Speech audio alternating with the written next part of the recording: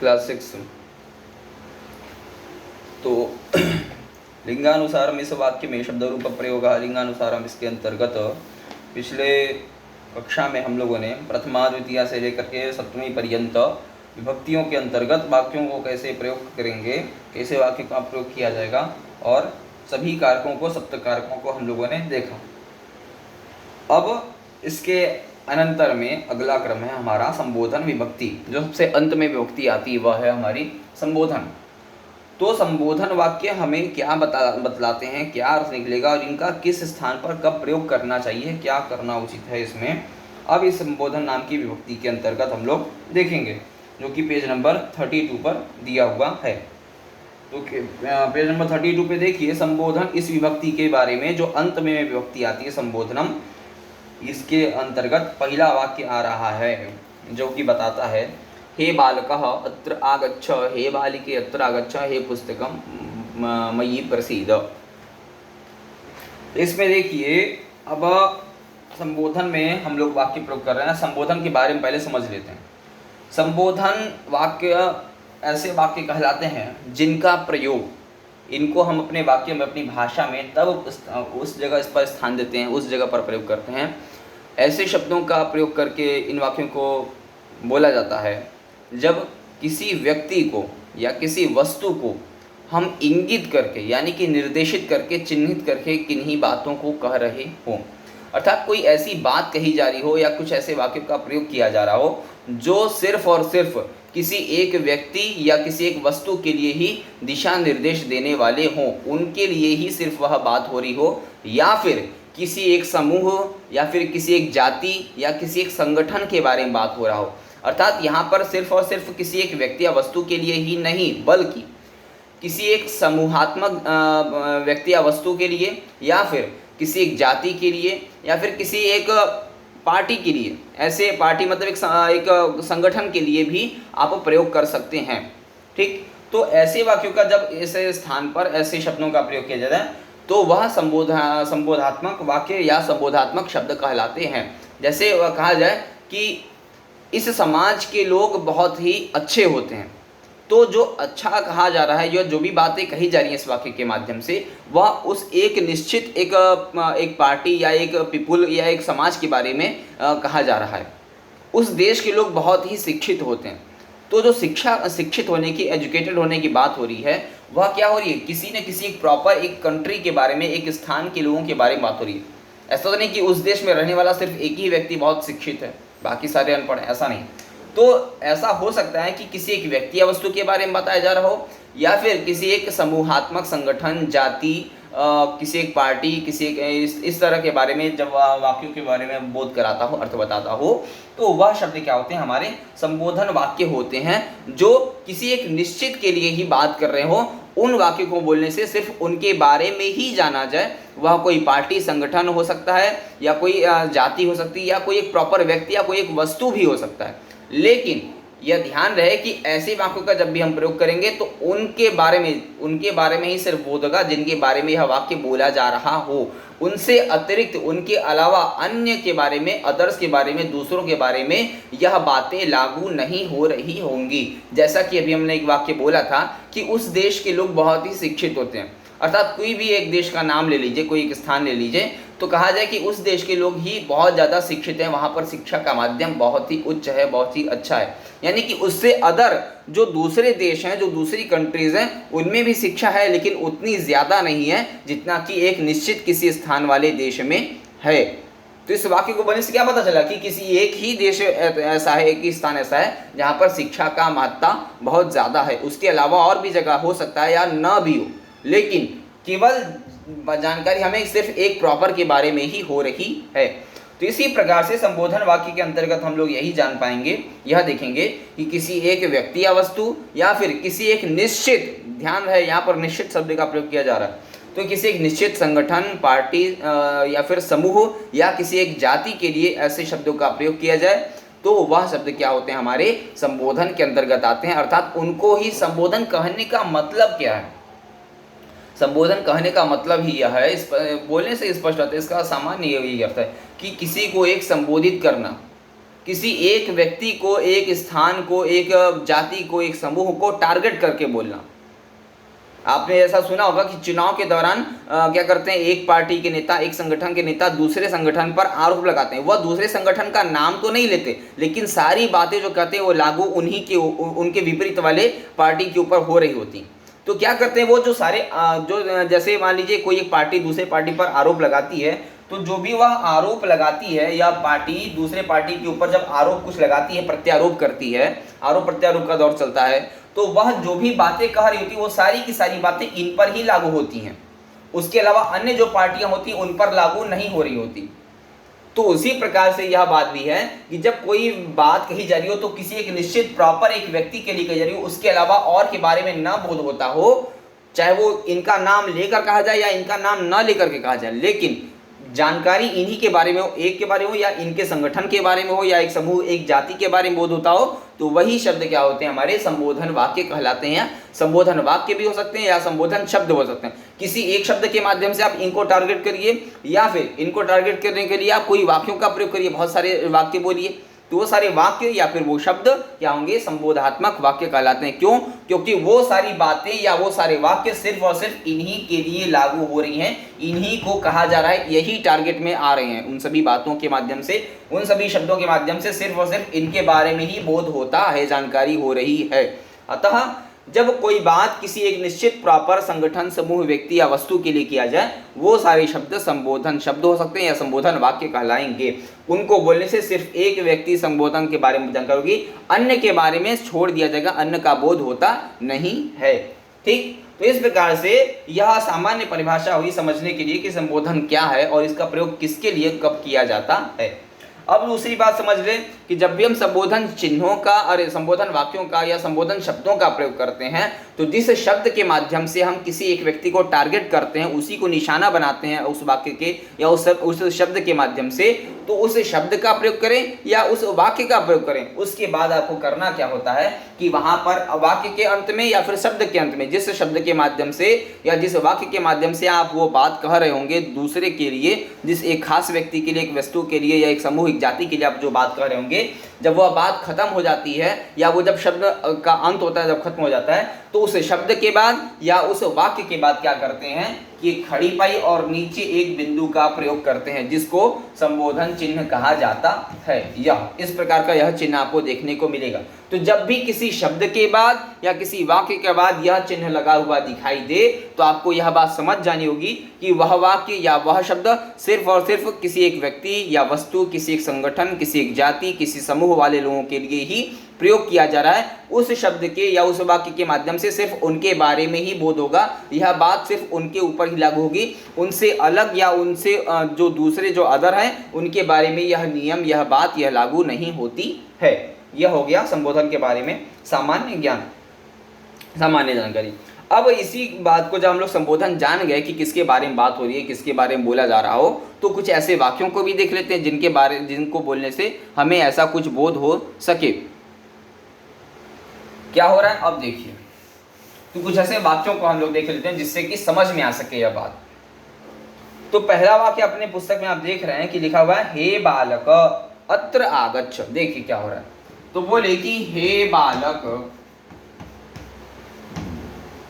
बालक अत्र आगच्छ।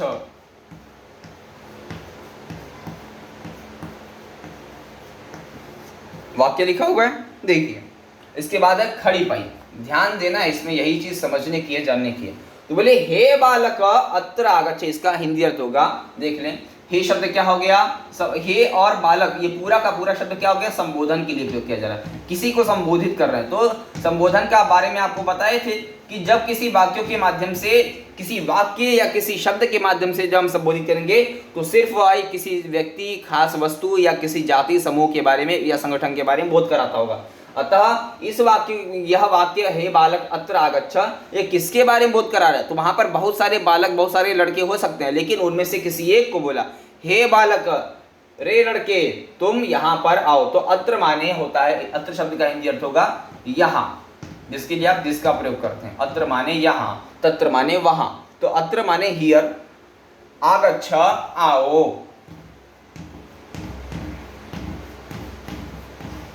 तो अत्र यहाँ आगच्छ आओ, तो जो आने की क्रिया हो रही है, जिस व्यक्ति को, जिस एक बालक को, खास एक बालक को बुलाया जा रहा है, तो उनमें से कौन है? बोले हे बालक। हे बालक शब्द क्या है? एक वचन का है। जब बालक शब्द का रूप याद किया तो आपने बोला होगा, अंत में बोलते हैं हे बालक, हे बालकौ, हे बालका। तो हे बालकः शब्द भी नहीं लिखा हुआ है यहाँ पर, हे बालकौ शब्द भी नहीं लिखा हुआ है। कितने लिखा हुआ है? हे बालक, यानी कि एक वचन में है, यानी उन सभी समूहों में से या उन सभी बालकों में से किसी एक बालक को बुलाया जा रहा है। तो अत्र आगच्छ, यहाँ पर आओ। तो देखिए, जो हे बालक शब्द बोला गया संबोधन, तो वो टारगेट किया जा रहा है, किसी एक बालक को टारगेट करके, दिशा निर्देश करके बोला जा रहा है कि हे बालक, तुम जो एक बालक हो, एक को कहा जा रहा है अत्र आगच्छ, सिर्फ तुम ही आओ, और सभी को आने की, अन्य दूसरे लोगों को आने की जरूरत नहीं है, सिर्फ तुमको ही आना है, यहाँ पर तुमको ही बुलाया जा रहा है। तो देखिए, यहाँ पे टारगेट कर दिया गया। यहाँ पर हे बालक शब्द बोलने से एक वचन का करता है, किसी एक बालक को बुलाया जा रहा है, अतः हे बालक शब्द क्या हुआ? एक वचन का हो गया। तो अत्र आगच्छ, यहाँ पर आओ, तो इस वाक्य को बोलने से एक वचन के कर्ता के बारे में बोल रहा है। आने की जो क्रिया हो रही है, वर्ब है, इसको करने वाला कौन है? तो आने का काम कौन कर रहा है? बालक आएगा, क्योंकि बालक को बुलाया जा रहा है। संख्या में कितना है? एक है, इसी नाते एक वचन हो गया। तो किसी एक व्यक्ति या वस्तु को खास टारगेट करके बोला गया, उन सभी बालकों के समूहों में से किसी एक बालक को बुलाया कि अत्र आगच्छ, सिर्फ तुम ही आओ। तो देखिए, पूरे संबोधन, पूरे जाति को टारगेट नहीं किया, उस जाति में से किसी एक को चुन करके निकाल लिया, किसी एक बालक को टारगेट करके बोला। अतः हे बालक शब्द के बाद आपने यह जो चिन्ह देख रहे होंगे खड़ी पाई के नीचे या बिंदु लगा हुआ है, तो हे बालक, यह शब्द क्या हो गया? संबोधन का हो गया।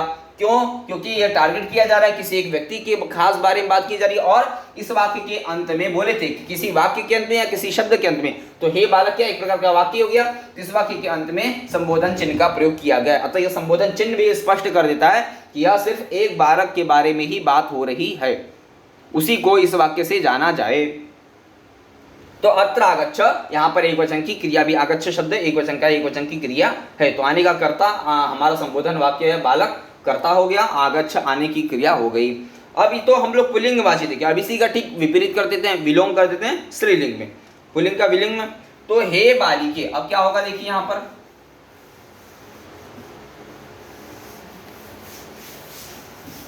तो अगले वाक्य में बोले हे बालिके अत्र आगच्छ, बालिके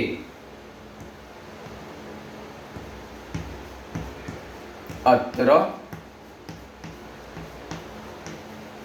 आगच्छ, खड़ी पाई, विराम चिन्ह। तो बोले हे बालिके, अब देखिए उन सभी बालिकाओं के, लड़कियों के समूहों में से किसी एक बालिका को, किसी एक लड़की को टारगेट करके बोला जा रहा है कि हे बालिके। तो क्या हो गया? यह हमारा संबोधन वाक्य है। इस वाक्य को बोलने से संबोधन के बारे में, किसी एक खास व्यक्ति, एक खास लड़की के बारे में बोध होता है। अतः यह वाक्य किस वचन का है? यह वाक्य हो गया हमारा एक वचन का। क्यों? क्योंकि किसी एक बालिका को ही बुलाया जा रहा था। बालिका शब्द का रूप याद किए होंगे, जब आप बोलेंगे तो हे बालिके, हे बालिके, हे बालिका था। हे बालिके माने एक बालिका के बारे में बोध हो रहा है। चित्र में भी आप देख रहे हैं एक ही लड़की खड़ी हुई है।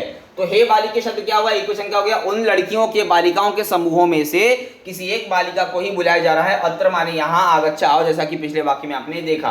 तो क्या हो गया? इस वाक्य को बोलने से हमें संबोधन का बोध हो रहा है। क्यों? क्योंकि समूह में से किसी एक को चुन करके निकाला जा रहा है, किसी एक को ही बुलाया जा रहा है। अतः हे बालिके शब्द के बाद आप देख रहे हैं विराम चिन्ह भी या संबोधन चिन्ह भी लगा हुआ है। तो यह हे बालिके शब्द क्या हो गया? यह हो गया हमारा संबोधनात्मक वाक्य हो गया। इस प्रकार से अब इसके बाद अगला वाक्य देखें नपुंसकलिंग में। अभी पुल्लिंग देखे, स्त्रीलिंग देखे, अब इसके बाद अगला वाक्य आ रहा है नपुंसकलिंग में। देखिए क्या होगा वाक्य।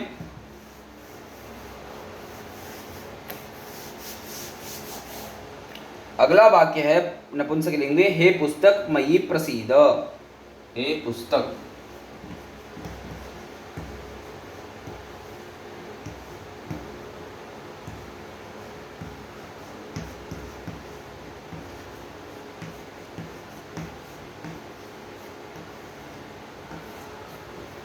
अब वाक्य आया हे पुस्तक मयि प्रसीद। हे पुस्तक शब्द के बाद यहाँ पे देख रहे हैं विराम चिन्ह लगा हुआ है। तो क्या हुआ? किसी एक पुस्तक को ही टारगेट करके किसी एक पुस्तक के बारे में ही खास रूप से बात किया जा रहा है। तो हे पुस्तक, तो पुस्तक, हे पुस्तक वाक्य क्या हो गया? संबोधनात्मक वाक्य हो गया, क्योंकि किसी एक पुस्तक के बारे में, एक उसके बारे में ही बोध हो रहा है। तो हे पुस्तक शब्द का जब आप रूप चलाएंगे, पुस्तक शब्द क्या है? पुस्तकम, पुस्तके, पुस्तकानि। तो यह क्या है? नपुंसकलिंग का वाक्य है। तो जैसे जलम जले जलानी, भवनम भवने भवनानी, तो उसी प्रकार से पुस्तक शब्द का जब आप रूप चलाएंगे तो संबोधन के एक वचन बनेगा हे पुस्तक, हे पुस्तके, हे पुस्तकानी, इस प्रकार से पुस्तक पुस्तकों तो रूप आए। तो इस प्रकार से यह शब्द क्या हो गया हमारा, संबोधनात्मक हो गया वाक्य। क्यों? क्योंकि इसके बाद विराम संबोधन का चिन्ह लगा हुआ है। अब यह क्या है, हे पुस्तक, एक वचन का प्रयोग है। और यहाँ पर कितनी पुस्तकें हैं, एक पुस्तक है, अतः एक वचन का वाक्य का प्रयोग किया। तो बोले मई प्रसिद्ध, मई माने मुझे या मुझको, मई माने मुझे या मुझको क्या करो, प्रसिद्ध प्राप्त हो जाओ, यानी कि हे विद्या, हे देवी तुम क्या हो, मुझको ही प्राप्त हो जाओ, तुम मुझ में बैठ जाओ, मुझ में कंठस्थ हो जाओ। तो मई प्रसिद्ध, मुझको ही प्राप्त हो जाओ, इस प्रकार से अर्थ हुआ। तो यह क्रिया जो हो रही है, यह किसके लिए बात की जा रही है, पुस्तक के लिए। तो पुस्तक से निवेदन किया जा रहा है, पुस्तक को कहा जा रहा है कि तुम्हारा जो सारा ज्ञान है वह मेरे अंदर ग्रहण हो जाए, मुझको ही प्राप्त हो जाओ, मई मुझको ही प्राप्त हो जाओ। तो इस प्रकार से सप्तमी व्यक्ति के एक वचन का शब्द है। तो पुस्तक शब्द का क्या हो गया, संबोधनात्मक वाक्य हो गया। अतः इसी के बाद इसीलिए संबोधन चिन्ह का प्रयोग किया गया है। तो इस वाक्य को बोलने से क्या हुआ, संबोधन के बारे में, वो संबोधन चिन्ह के बारे में बोध होता है, संबोधनात्मक वाक्य के बारे में बोध होता है। तो इस प्रकार से पुल्लिंग, स्त्रीलिंग और नपुंसकलिंग में तीनों में आप लोगों ने एक वाक्य देखा। अब उसके बाद देखिए किताब में क्या लिखा हुआ है। तो बोले कि इन वाक्यों में हम पाते हैं कि लिंग के अनुसार शब्दों के रूप में परिवर्तन हो जाता है। यह बात सही है, बिल्कुल। अब इसके बाद अंत में क्या बोलना है कि स्वरांत शब्द। अब स्वरांत शब्द क्या है, इसको देख लेते हैं। बोले जिन शब्दों का अंत स्वर से होता है उन्हें स्वरांत या अजंत कहते हैं। स्वरांत, स्वर वही सारे हैं जिसको आप वॉवेल्स के नाम से जानते हैं, अ आ ई उ इत्यादि से लेके अंग अह तक पूरे, ओ औ अंग अह। बोले स्वरांत, स्वर है अंत में जिसके, यानी कि वॉवेल्स जिस शब्द के अंत में आते हैं वह कहलाते हैं स्वरांत शब्द। यानी कि इसे राम, म में क्या छुपा हुआ है, अ, रामा, तो राम, म में आ की मात्रा लगी रामा, रानी शब्द लिखा हुआ है, तो न पर बड़ी की मात्रा लिखा हुआ है, तो स्वरांत शब्द हैं सारे। तो बोले कि जिन शब्दों के अंत में स्वर होता है उन्हें स्वरांत कहते हैं या अजंत भी कहते हैं। बोले अजंत कहने का मतलब है वही अर्थ होगा जिस शब्द के अंत में अच हो। अच का, अच ही शब्द पर्यायवाची है किसका, स्वर का, वॉवेल्स का। वॉवेल्स कहिए, स्वर कहिए या अच कहिए, ठीक है, या स्वर कह लीजिए। तो ये सारे शब्द क्या हैं, पर्यायवाची हैं, कुछ घबराने की आवश्यकता नहीं। अजंत माने वही वॉवेल्स के बारे में ही बात हो रही है, उन्हीं के बारे में बोध कराया जाए। तो अजंत वे शब्द कहलाते हैं या स्वरांत वे शब्द कहलाते हैं जिसके अंत में कोई न कोई स्वर की मात्रा या स्वर शब्द अंत में हो, उसी को कहा जाएगा। ठीक, तो अगले अंत में बोल रहे हैं कि इनमें से जिन शब्दों का अंत अ से हो उसे अकारांत, आ से हो तो आकारांत, ई से हो तो ईकारांत आदि कहा जाता है। यह अकारांत, इकारांत, उकारांत क्या है यह भी आपको बताया जाएगा। तो बोले कि अंत में स्वरांत यानी अजंत पुल्लिंगवाची शब्द क्या हो रहे हैं हमारे, तो बोले अकारांत, इकारांत, उकारांत और ऋकारांत शब्दों के बारे में बोध कराया। तो बालक, छात्र, नर, गज, अर्थात देखिए कि इन सभी शब्दों को बोलने से बालक क में अ छुपा हुआ है, छात्र में त्र में अ छुपा हुआ है, नर में नर में अ, गज में ज में अ, तो आकारांत शब्द हो गए। अतः इकारांत शब्द में कवि, हरि, मुनि, सब में छोटी की मात्रा लगी तो ये इकारांत हो गया। उकारांत गुरु, भानु, साधु, ध पर छोटा की मात्रा, न पर छोटा की मात्रा, शब्द क्या हो गए, उकारांत हो गए। ऋकारांत पितृ, भ्रातृ, त में ऋ से ऋषि की मात्रा, भ्रातृ में त्र पे ऋषि की मात्रा, ये सारे शब्द क्या हो गया, ऋकारांत। अतः कोई न कोई मात्रा लगी हो, कोई न कोई ऐसा स्वर छुपा हुआ हो तो वह सारे शब्द अकारांत, इकार, उकारांत कहलाएंगे। तब जब किसी में आकार की मात्रा हो तो आकार, छोटी या बड़ी की मात्रा लगी हो तो इकारांत, छोटा हो या बड़ा की मात्रा लगी हो, अंत में ध्यान देना है, अंत में बात हो रही है, अंत में, तो बोले कि वह शब्द उकारांत, और जब री की मात्रा लगी तो वह ऋकारांत शब्द कहलाएगा। इसके लिए अगले कक्षा में हम लोग विशद रूप से देखेंगे तो आकारांत, इकारांत, उकारांत शब्द क्या है, इसको हम बहुत अच्छे से बताएंगे आपको ताकि समझ में आ सके। तो बोले इस कक्षा में हम केवल आकारांत, इकारांत एवं उकारांत शब्दों के रूप पढ़ेंगे। जिस प्रकार से यह रूप अगले क्रम में आएगा इसको हम लोग अब अगली कक्षा में देखेंगे। जिस प्रकार से अभी तक हम लोगों ने मुख्य रूप से संबोधन को देखा, आकारांत, इकारांत, उकारांत क्या है इसको सामान्य रूप से बस समझा गया है। अगली कक्षा में आपको यह विशद रूप से बता दिया जाएगा, तो आपको यह आकारांत, इकारांत, उकारांत का पूरा भेद अच्छे से समझ में आ सकेगा, जिससे कि आप यह जान पाएंगे। और अगले रूप में हम लोग सारे रूपों को, नर शब्द है या मुनि शब्द है, ये सारे रूप को भी माने रूप याद करना और इन रूपों को कैसे बोला जाएगा साफ साफ स्पष्ट, इनको भी हम लोग देखेंगे।